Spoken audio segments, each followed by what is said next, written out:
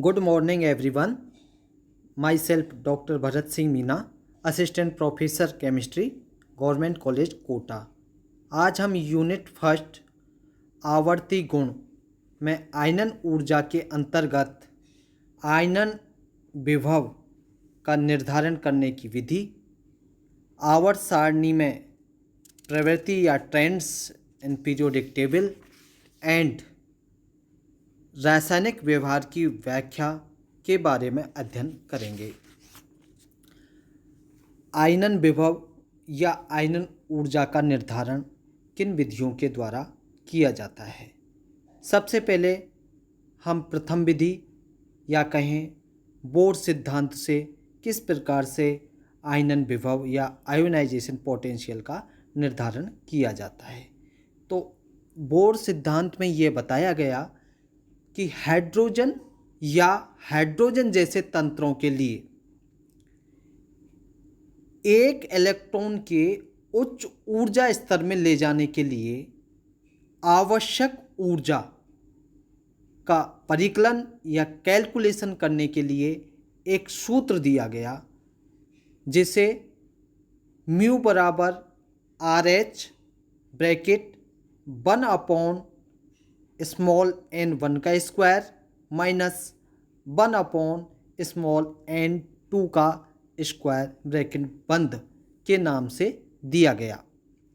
यहाँ पर n2 के स्थान पर n इन्फिनेटिव हो, अर्थात हम कहें कि इलेक्ट्रॉन अनंत दूरी पर जाए तो उस संक्रमण की ऊर्जा का मान किसके बराबर होगा?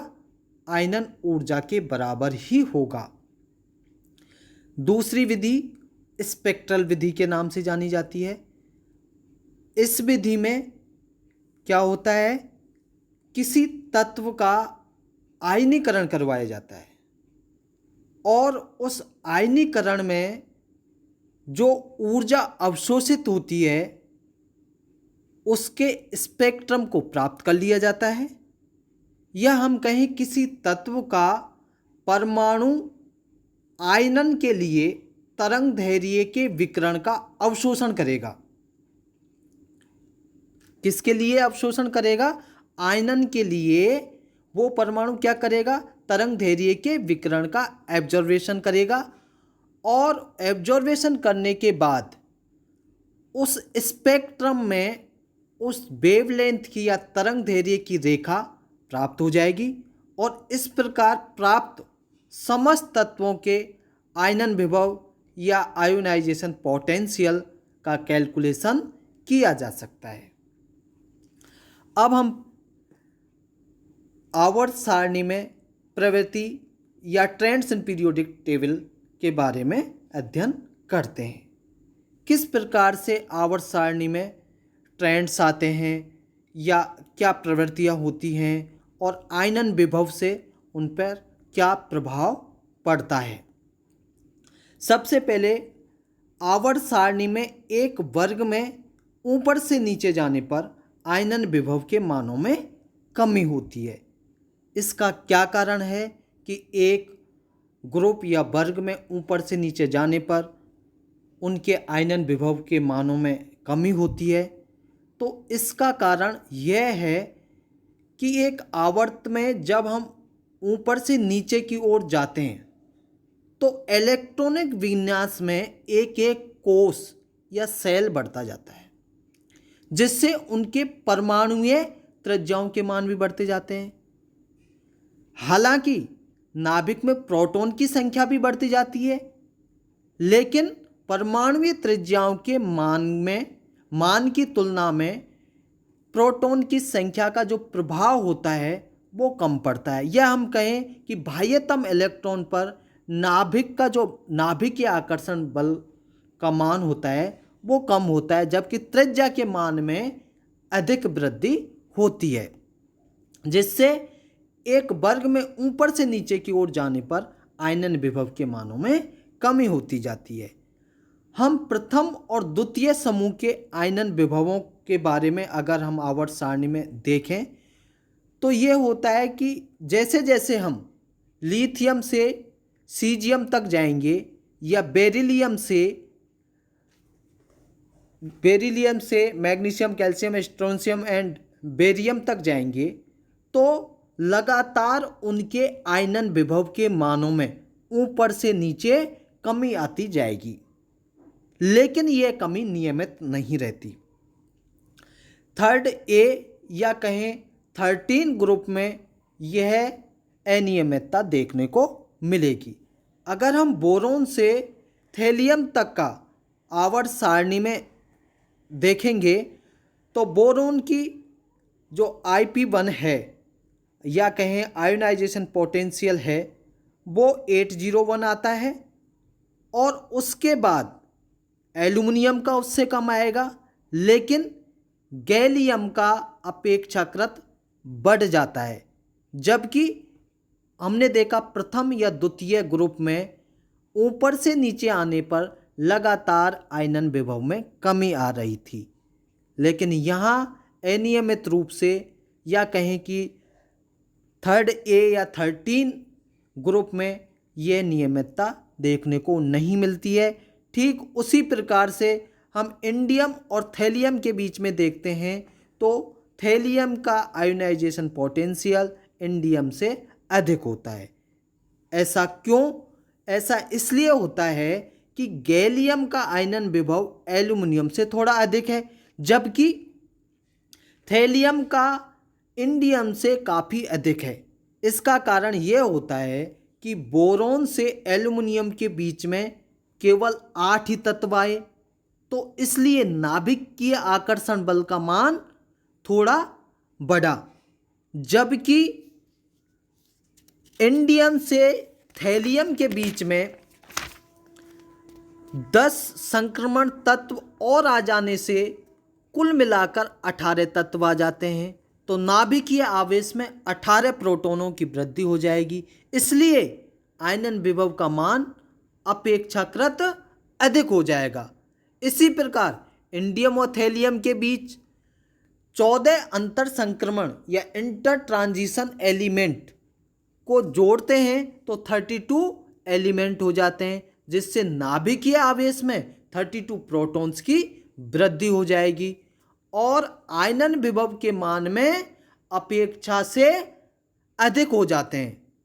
इसीलिए यहाँ पर हमने देखा कि जो ऊपर से नीचे जाने पर आयनन विभव के मान में लगातार कमी नहीं होती है, क्योंकि इनके बीच में 8, 10 और 14 प्रोटॉन की संख्या बढ़ जाने के कारण नाभिकीय आकर्षण बल अधिक हो जाता है, और जब नाभिकीय आकर्षण बल के मान में वृद्धि हो जाएगी तो इलेक्ट्रॉन को निकालने के लिए अधिक मात्रा में ऊर्जा देनी पड़ती है, और जब अधिक मात्रा में ऊर्जा देनी होगी तो आयनन विभव का मान भी अधिक होगा।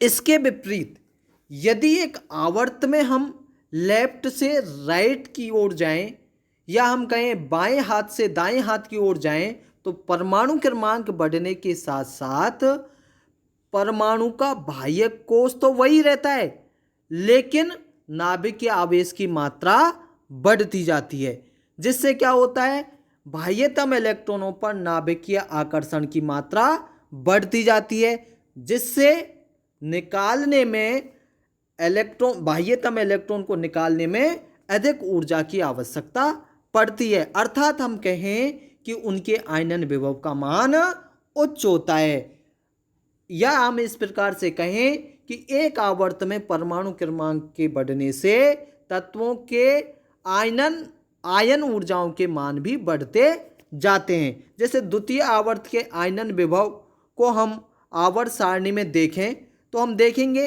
लिथियम से अगर हम नियोन तक जाते हैं तो आपको बेरिलियम और नाइट्रोजन की अपेक्षाकृत आयनन विभव का मान बढ़ता हुआ दिखाई देगा।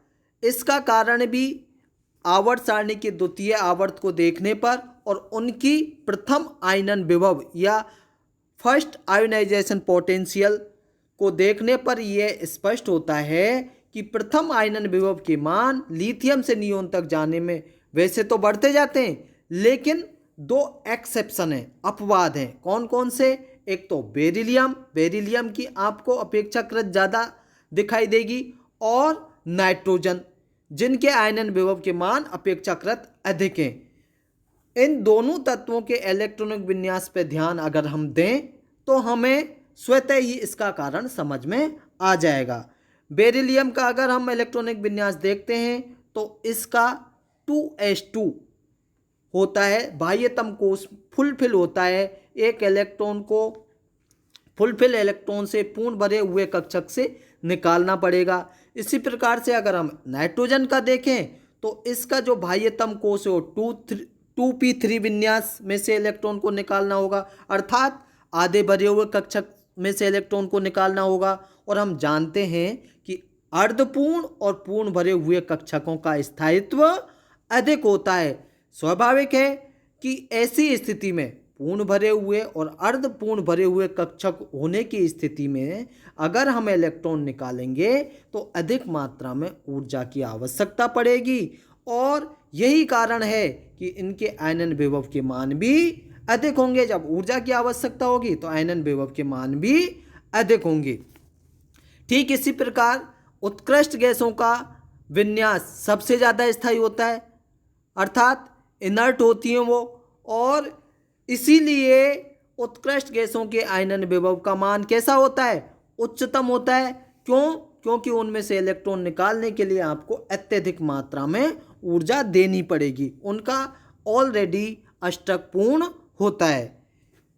इसी के साथ यदि हम क्षार धातु देखें तो क्षार धातुएं यदि अपना एक इलेक्ट्रॉन खो दें तो वे उत्कृष्ट गैस विन्यास ग्रहण कर लेती हैं, और चूंकि इनके बाह्यतम कोश में एक ही इलेक्ट्रॉन होता है तो उनको अगर थोड़ी सी एनर्जी दी जाए तो अपना बाह्यतम इलेक्ट्रॉन निकल जाता है, और बाह्यतम इलेक्ट्रॉन कम ऊर्जा के निकलने के कारण ही प्रत्येक आवर्त में क्षार धातुओं का आयनन विभव सबसे कम होता है। इसी प्रकार किसी परमाणु के इलेक्ट्रॉन त्यागने की प्रवृत्ति को हम क्या कहते हैं? विद्युत धनात्मकता या इलेक्ट्रोपॉजिटिविटी कहा जाता है। जिस तत्व के आयनन विभव का मान कम होता है उसका इलेक्ट्रॉन आसानी से निकल जाता है, क्योंकि कम मात्रा में एनर्जी देनी पड़ती है, अर्थात हम कहें कि उसमें इलेक्ट्रॉन त्यागने की प्रवृत्ति अधिक होती है। और जब इलेक्ट्रॉन त्यागने की प्रवृत्ति अधिक होगी तो वह तत्व कैसा होगा? प्रबल धन विद्युतीय तत्व कहलाएगा, या प्रबल धन विद्युतीय तत्व होता है। एक आवर्त में, ये ध्यान देना, एक आवर्त में आयनन विभव का मान बढ़ता है और विद्युत धनात्मकता का मान कैसा होगा? कम होता जाता है, क्योंकि आयनन विभव का मान बढ़ेगा तो इलेक्ट्रॉन आसानी से नहीं निकलेंगे और उसकी विद्युत धनात्मकता कम होती है। और एक वर्ग में इसके बिल्कुल विपरीत होता है, आयनन विभव का मान कैसा होगा? कम होगा, तो विद्युत धनात्मकता कैसी होगी? बढ़ती जाएगी। तो आवर्त में तो आयनन विभव का मान बढ़ा, विद्युत धनात्मकता कम हो गई, और वर्ग में आयनन विभव का मान कम हुआ और विद्युत धनात्मकता बढ़ गई। एक दूसरे के बिल्कुल विपरीत हैं आवर्त और वर्ग में आयनन विभव और विद्युत धनात्मकता के गुण। संक्रमण धातुओं के आकार तथा बाह्यतम विन्यास कैसे होते हैं? लगभग बराबर होते हैं, अतः इनके आयनन विभव के मान में भी अधिक अंतर नहीं होता है। अब हम पढ़ते हैं रासायनिक व्यवहार की व्याख्या या explanation of chemical behaviour. Chemical behaviour इनका किस प्रकार का होता है? सबसे पहले पढ़ते हैं हम, कम आयनन विभव के तत्व क्रियाशील होते हैं। क्यों? क्योंकि वे आसानी से इलेक्ट्रॉन त्याग देते हैं। इसीलिए क्षार धातुएं कैसी होती हैं? अत्यंत क्रियाशील होती हैं, जबकि उच्चतम आयनन विभव के कारण जो उत्कृष्ट या इनर्ट गैसेज होती हैं कैसी होती हैं? अत्यंत अक्रिय या इनर्ट होती हैं। दूसरा हम देखें, कम आयनन विभव वाले तत्व आसानी से इलेक्ट्रॉन त्याग सकते हैं। कम आयनन विभव वाले इलेक्ट्रॉन आसानी से इलेक्ट्रॉन त्याग सकते हैं, अतः वे कैसे होते हैं? प्रबल अपचायक की भांति व्यवहार दर्शाते हैं। जो आसानी से इलेक्ट्रॉन त्यागेंगे वो कैसे होंगे? प्रबल अपचायक की भांति बिहेव करेंगे। थर्ड है कम आयनन विभव वाले तत्वों की प्रकृति धात्विक होती है। नेचुरल है कि जो कम आयनन विभव वाला होगा आसानी से इलेक्ट्रॉन त्यागेगा, और आसानी से इलेक्ट्रॉन त्यागने के कारण इनकी प्रवृत्ति कैसी होगी, धात्विक कहलाएगी। आयनन विभव का मान बढ़ने से धात्विक गुण कैसे होंगे, कम होते जाते हैं। यही कारण है कि आप अगर आवर्त सारणी को ध्यान से देखेंगे तो लेफ्ट हैंड की ओर धात्विक होते हैं, जबकि राइट हैंड की ओर अधात्विक या नॉन मेटल होते हैं।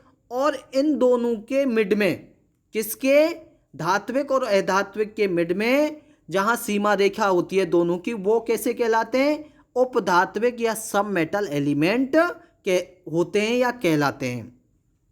चौथा है किसी तत्व द्वारा किस प्रकार का बंध बनाया जाएगा, इसका भी अनुमान आयनन विभव के मानों से लगाया जा सकता है। कैसे लगाया जा सकता है, जैसे हम एक उदाहरण लेते हैं, सोडियम के प्रथम आयनन विभव का मान बहुत कम होता है, जबकि द्वितीय आयनन विभव का मान बहुत ही अधिक होता है।